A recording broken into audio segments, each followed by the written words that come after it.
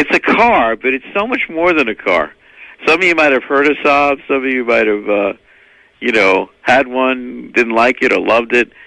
But since I first got into a Saab, I realized it was the community of people, and it was many, many amazing stories that I had heard through the years. Now, we have with us today three people intimately involved in the culture of Saabs. First, Scott Paterson, who started SaabNet, I believe, in 1988. In 1988, if you drove a Saab and you drove by another Saab, it was almost like the Harley-Davidson community. Like there was this deep connection because we're driving these really unusual cars.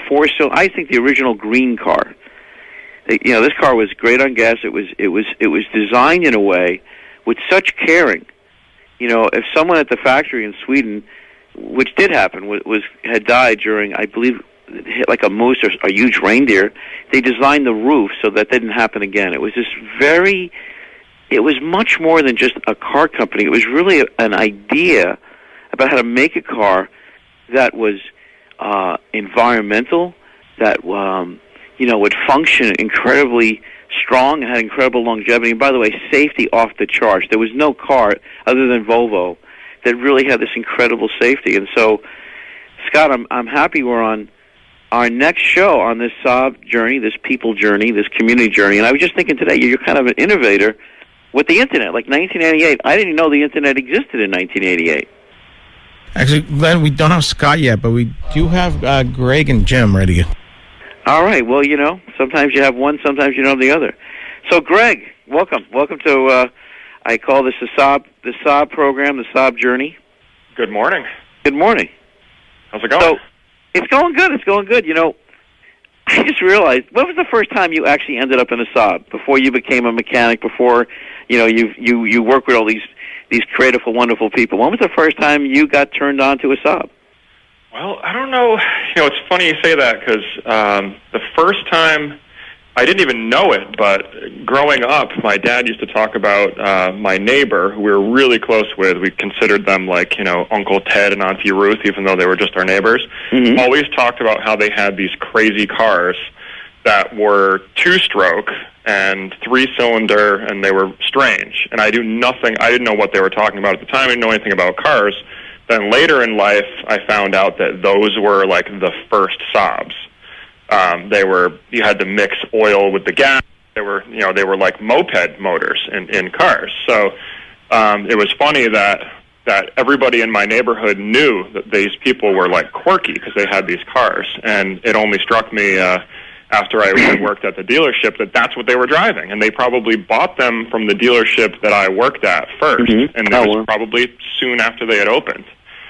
And outside of that, my first experience was trying to do e-brake slides in the winter in a Saab 900 Classic, mm-hmm. which is a front e-brake car. So you can't slide the back end of a Saab around when you pull the e-brake. So I was trying to show off for this girl that I was dating at the time and went flying into her driveway and yanked up on her e-brake and slid clear past the driveway into the snowbank. It was a pretty epic fail on my part, but yeah, that was my first experience in a Saab, and their family actually that's all they drove. They loved them, and it was my first time in one, and I have to say I was pretty impressed with the car. I mean, it was a tank, and it was unlike anything on the road. So, yep.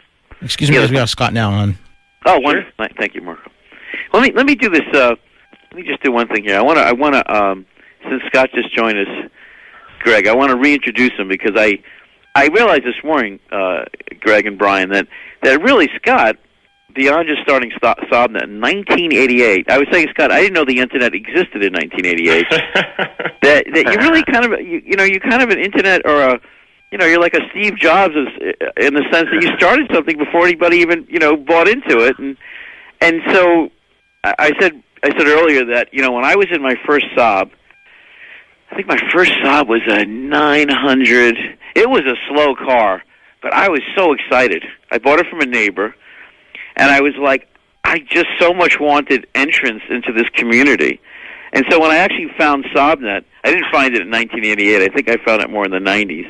But there was these stories on there. Like, as an example, in Connecticut, there was someone known as the oh God, what was it? The Saab, not Warrior, but there was people had these names like the Saab Wizard. Oh, there was the Saab Wizard, and there was this other Saab guy. And here's the thing: you'd read stories on SaabNet, and I would talk to people. Like some of these people would drive 100 miles to go see someone. Like there was this, and it's what's noted on SaabNet. I mentioned this last show is that it's a very interesting community of people. I think SaabNet it says, Scott, that is an example. I think Saab drivers have more degrees than most people. The kind of, and they're not looking for a car that was necessarily showy or had a brand that everybody would be, impressed with. It wasn't, that whole thing. It was kind of this other whole culture. I just want to ask you again. I forgot if we got into this last week, but what inspired you to be such a visionary or to design a website for this group of people? And by the way, to this day, I got to admit, I said this to Greg. I said this to Scott earlier the other day. I said, I still get really inspired when I see a Saab, and I'm like waving, and I realized, they stopped waving when early on when I had my Saab. It was a big thing. Like we both are driving this weird car. Hello. Yeah, and that's the thing about Saabs, and even to this day, with coming up to the final model or the model that Nebs is going to use, the 9.3. You know what I say about the 9.3? What? It's the most unique, beautiful looking sedan on the market. Saab was well known for its hatchbacks. They're just great looking hatchbacks. And in the 90s and the 2000s, they went fully with the sedan with the 9.3 and the 9.5. Well, you know what they did? They produced the most unique, beautiful looking sedan on the market. Yep. And I think it appealed to people who don't want to drive something that looks like everything else on the road. These Saab owners are real individuals, more than any other car owning group that exists. Greg, when I go to SaabNet and I see, what's really unique about SaabNet, by the way, is that when you go there, the people who sell the cars, what you feel in there is the spirit, which you don't really get on Craigslist or some of the other outlets. But the people often say on there, I want to pass this on to another Saab lover. And I gave Greg an example the other day of meeting someone who was kind of embarrassed to tell me why she wanted to keep her car, but she kind of told me that she had a 9.5, 1993, and she says, she said to me, quote unquote, no one thinks this has any value. She goes, but I love this car, like, beyond belief. She was thinking about driving the car from our area, the Northampton, all the way to Santa Cruz, because she didn't know, she wasn't aware of such a thing as auto transport. And I've had several mechanics say to me, Greg and Scott, that the 9.5 to this day, even though Saab's long gone, suppose he might be coming back, that it might be one of the most valuable, drivable, wonderful cars on the road. And yet I think a lot of people, I don't know how many appreciators there are, but the people that are really into the 9.5, for instance, God, they love that car. Greg, what you service these? I was at your wonderful open house in Hatfield. About 150 people came, and I love the location because it reminds me of such a Saab location. You're up in a, kind of more nature. And what's your comment on the 9.5? I know you actually really happen to like the 9.5, but I love the 9.5. That's my car right there. When I started with Saab, the 9.5 was, being unveiled. So I started in 97. It was the hot new car. The 98 model year was coming out, so the 9000 was going to be done. And I received all my first training. I was like the new guy and got all the, brand new car. The veteran guys at the shop weren't too hot on it. They wanted to work on the 900 Classic. And I fell in love with the 9.5. And it's funny you say, like, with the way that people love the cars. When I was at the dealership, people would come in with, they'd come in with a 2009 5 with like 200,000 miles on it, gray, automatic, and they would buy a 2009 5 automatic gray with like 75,000 miles on it, like right off the lot, because they just don't want to give it up. And oftentimes they wouldn't even trade in that high mileage car. They just want to know that they're going to be able to keep driving the car. So they scoop up the low mileage version, even though it's identical. And you'd think, especially in the United States, where the buying culture is that you always want the next thing, and buy, and throw away the old thing. And it doesn't happen like that with people that get into the cars. They're just as happy buying. They would buy an older model year just to be able to stay in a 9.5. So It's a little quirky. I love the customers; they're definitely interesting. What do you notice about both the customers and your vision? 'Cause obviously I've said this to many people. I'm so happy you're there in Hatfield because you're by leaps and bounds. You're my choice of dealer. You know the car, you love the car. Even when I was there the other day, and you told me about ordering these certain parts and how you order them from a place where it's a little less expensive, but it's still the genuine part. I could see you're really in tune with the car, with its people. What would you say that your vision there is? Servicing this unique car, and by the way, a valley of many Saab drivers who don't know you're there. What would you say your vision is for Indy Automotive? Well, as you know, we do Volvo and Subaru as well, and Brian and I are both lifer Volvo guys too. The Saab as being like this. I mean, at this point, like I was telling you the other day, that some of the independents that have given up on Saab just say, "Oh, it's a dead car." Yes. Because there can only be fewer of them at this point unless they start making them and people actually buy them. So I guess if you have this super long-term goal of I'm going to work on these until I retire, and you look at it, oh well, what if they all go away? I mean, for me, I look at it, especially in our area, and I think that with the pool of cars here, I could work on the cars that are on the road now until I retire. You get that much mileage out of them, and I think it's important to have a shop that people trust having their Saab worked on. Otherwise, those cars are definitely going away. Because when people feel like they can't have it serviced properly, I think they're gonna bail on it. So it was bad enough when the company declared bankruptcy. I think a lot of people bailed out of their car, which was a great thing for people who loved them and wanted to get into a 9.5 because the market was flooded with reasonably priced Saabs. That figure has definitely rebounded a bit because especially like with Blue Book, they see that the cars are selling, so they put more value on the cars. At first, they just were all flooded in there, and people, the auctions, all the cars were going to auction. So as far as I'm concerned, I think as long as we can hold, this community, in our immediate, 5 college area here, and keep them, keep drivers in the Saabs, I think we'll be fine. I hate to think that people are getting rid of their cars because they were dissatisfied with. Well, I want to ask you and Scott about this. And by the way, I want to totally acknowledge Volvo. Volvo was the doorway to Saab for me. When I discovered Volvo and the culture of Volvo drivers, the safety, that was another culture I totally loved. It just happened I liked the sporty feel of the Saab, but I do going to get Brian on in a moment or two about Volvo. This is the most deceptive thing that's out there right now. I want to get your comments, Scott and Greg, from Indy Automotive, IndyAutomotive.com, IndyAutomotive.com. Whether it's body shops or other misleading, mechanics, the word many times when I call people, I talk to people across the country. And by the way, I want to say I talked to Dennis the other day from Saabdoc.com, who in Kansas City is working on I just finished my 9.5, which is getting shipped here. Thank you, Dennis. He has people drive 200-300 miles to see him. A lot of people say right now, if we were going to call shops across the country, they'd say the parts are hard to get or not available. Now, when I speak to people like Greg, Scott, they don't say that to me. What's your take on that whole thing of that parts are not available? Because I see on your site there's a lot of 9.5s moving to 9.3s. What's your take on that? I want to get both your comment on this. This is a conversation that's out there that the parts are not available and the company's dead. Well, I'll tell you, I was on a flight back from Florida yesterday, and I pulled out a recent copy of Nines magazine, which is the magazine of the Saab Club of North America. Mm-hmm. And not only did it have article after article from people praising and describing how much they enjoyed their 9.5s, but it also I read a little bit about the Saab Parts Company.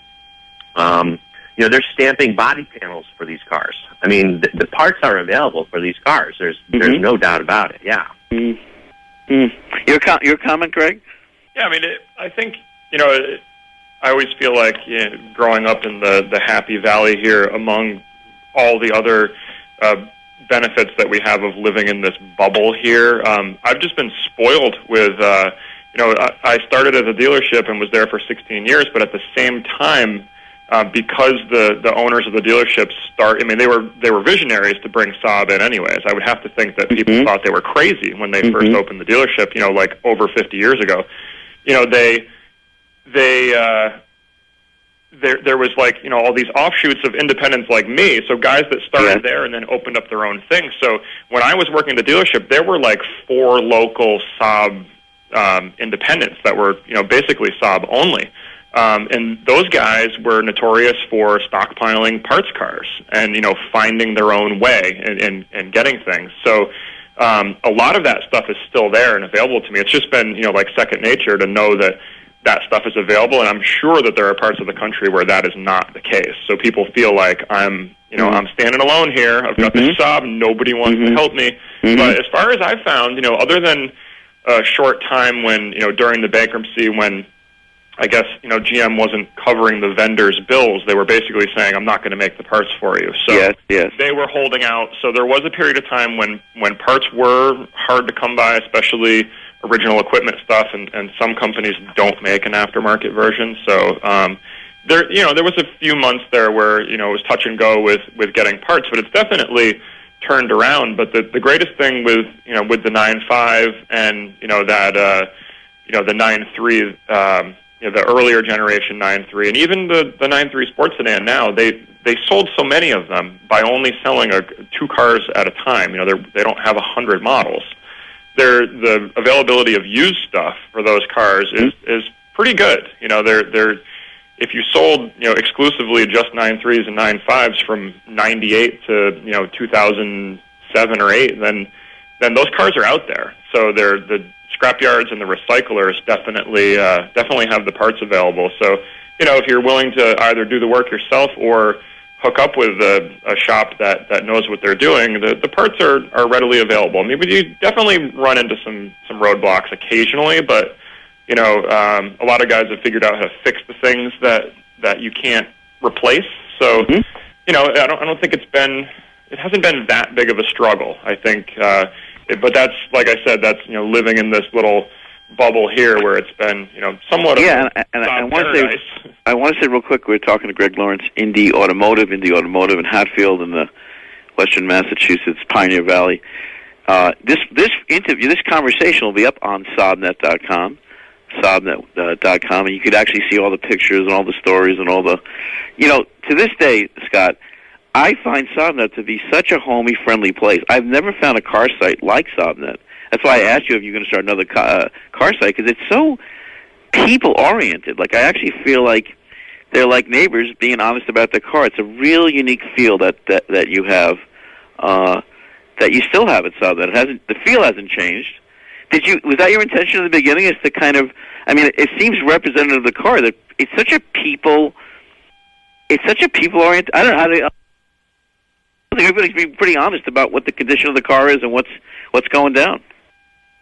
Yeah, well, a few things go into that. One is Saab people generally tend to be, very nice people and very honest people. The site, I have from the beginning said that it's a site for, discussion of Saab topics based in mutual respect for the people who are discussing things. And people take that to heart, and so there's no flaming on the site. There's disagreement, but it's very respectful and polite, and it just furthers the knowledge of Saab owners to have discourse in that manner. Now, hey, by the way, thank you, Scott. Greg, is there anything you want to say, didn't say? Because I want Brian to be happy with me when he sees me again. I want to get him on the air in a moment. Is there anything you wanted to say that I didn't ask you? No, I think I'm just happy to be able to be on the show with you and make sure that the community knows that we're out here. I know I talked to you before about how I feel like the Volvo community around here is really tight. They network a lot, so they're the types that chase each other down in the parking lot to suggest to go to another shop or where to find something cool. I feel like I want the Saab community to be like that around here, and I don't think it has that level of following. So yeah, I'm happy to be on, just get a little bit more exposure. And I have all the equipment and have done this for so long that I want to get my hands into these Saabs. And I think the worst thing is because I've got to know a lot of the SaabNet community mechanics on a first name basis. As a matter of fact, one day I was having a challenge. I called Walter from L.A., who I got to know over the years, and he told me that basically I told him what I was hearing, and he goes, "Oh, they didn't tighten your lug nuts." Yeah. Saved my life by a long distance call. So, but I find, I just want to say, I think it's really significant to go to someone like Greg, who really gets the car, because there's so many people who seem to go to other mechanics, and I don't know what it is. They come away with bad experiences. And then I went to a used car place yesterday, and I said to the guy, I says, "Hey, do you ever carry Saabs?" He goes, "Those are problem cars." And I said, "Have you ever studied that, Saabs?" And he said, "No." And I realized that there's a lot of misinformation. I feel like to go to someone like yourself. All right, Greg, I want to thank you so much. Let's get Brian to mention my first car, which is a Volvo, and I'll be seeing a lot of you, Greg. You're my favorite mechanic here in Massachusetts, and I encourage people to seek you out, because it's kind of like a dentist said to me once. She said to me, you could see me first, or you could see me later. She was an oral surgeon. She says at the end of her day, there was all the dentists that attempted to pull a tooth coming to our office. So get your Saab done right, and go to this place right here in the beautiful Pioneer Valley, Indy Automotive. So let's get Brian on here. Hey, thank you, Greg. Thanks, Glenn. You're welcome. Hey, So, Brian, I just want to ask, and welcome, Brian. And I want to make sure, is it Bucala? Bucala. Bucala. Yep. All right. Well, first of all, welcome. I want to ask you, Scott. Just God, you're in the stream of so many people who love the Swedish car, the Saab. What was your take? Did you have any experiences with Volvo yourself before Saab, or? I'm just curious to see what your reference is for Volvo. No, not really. I went from Volkswagen right to Saab. Later on, many years later, I had a chance to do. I was invited to a Saab event where we were able to test drive the new 9.3 variants against the C40, the Volvo's S40 or S40 maybe, C40. I can't remember. All right, and a couple other models, but that's my only experience with Volvo. Well, my first experience, I was really into tennis, and Volvo sponsored one of the best tournaments in the world. It was called the Volvo. It was up in Conway, New Hampshire. And all the ads for Volvos were done by orthopedic surgeons, a lot of them that I would see. And I thought, wow, here's another car that's a four-cylinder car that seems to last forever. It's incredibly safe. Brian, what was your introduction to Volvo? Introduction to Volvo? Yeah. Probably the 240 wagon. Yep. That big box. The unstoppable tank. Box of a car. Exactly. Yeah. Darn near close to a farm tractor as far as the engine and stuff was. But, that was probably one of my first introductions. One of my second introductions probably was I worked for a long time for a Ford dealership. I was able to get into a performance motoring. Used to be over in Hadley, Mass. Oh, yeah. Yeah. Completely privateer, Volvo, strictly business. And, started working over there. Got the opportunity to get into the shop. For one thing, it was just a huge longevity of that shop. And got the opportunity to come in, and I love the car make. And there's quite a bit similar between the Volvos and the Saabs as far as, that same car running for so many years, using the same parts and stuff and same blocks. And well, Brian and Scott, I did my best to get my daughter into a Saab, but she said to me, "Dad, I don't want to get a Saab. They're problems." Like there's a thought pollution out there that Saabs break down, but in fact that Volvos are incredibly reliable. So actually, I focused on getting her a Volvo. We actually ended up getting her a Prius, but I realized it seems that I spoke to when I was talking to people in LA had such positive references for Volvo. Has the Volvo you've been working on maybe like 2 minutes? 2 minutes. Thanks, Marco. We got 2 minutes, Brian. But do you feel like now that people have the same reference to Volvos as being this kind of unstoppable, very safe car that's incredibly well made? Is that primarily still? Any of our customers who have ever been in an accident in one, or even just driven one, Yeah. And the following is just like, it's like a cult following with them. Everybody, they love their cars. Once in a while, you'll see a problem car, but I think that's across the board with any manufacturer. Say something that you wanted to say. Is there anything you want to say to the people in the Valley or anywhere in the country about Volvos, or how I don't know. Like, what's your vision for servicing Volvos at Indy Automotive? I guess kind of keeping up our training, keeping up on the new model stuff. I guess we have a really good thing going right now where we are. We've had a huge following with that open house a couple weekends ago. That was great. Some great support. It was close to 150 people here, and for a first-year shop, we're getting some great publicity, and then our name just keeps spreading further and further. Well, I sat the other day. I was at Whole Foods, and I was telling someone about Indy Automotive, and I recommended, because he was having some problems getting his Volvo service. I want to recommend people do go to someone who's really trained and educated like you and Greg. So thank you, Brian.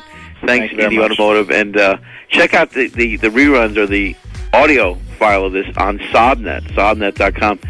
Thanks again, Scott, very much. I appreciate you. Thank you. Thanks, Glenn. My best.